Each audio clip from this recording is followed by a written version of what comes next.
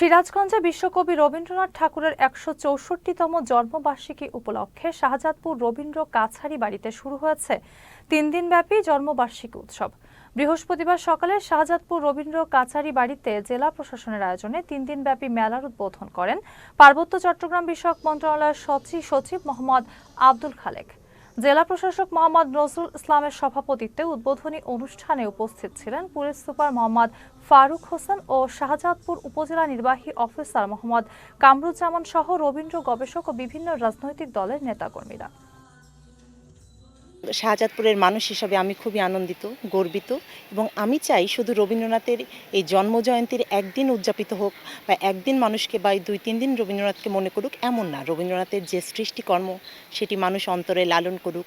রবীন্দ্রনাথের জন্মভূমিতে সুন্দরভাবে যে অনুষ্ঠানগুলো করা হয় সেই অনুষ্ঠানগুলো আমাদের শাহজাদপুরবাসী সহ শুরু করে এবং অনেকে বাইরে থেকে এসেও এই অনুষ্ঠানগুলো পরিদর্শন করে। একজন শিল্পী হিসাবে আমাদের প্রোগ্রাম করে অনেক ভালো লাগছে।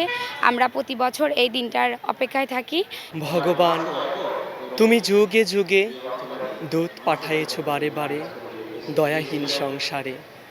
তারা বলে গেল ক্ষমা করো সবে, বলে গেল ভালোবাসো। উদ্বোধনীতে আমি একজন নৃত্যশিল্পী হিসাবে আছি এবং আরও অনেক কিছুই আছে, গান আছে, তারপর আবৃত্তি আছে। একজন শিল্পকর্মী হিসেবে অনুভূতি আমাদের অনেক ভালো। আমরা সারা বছর মুখিয়ে থাকি এই অনুষ্ঠানটির জন্য।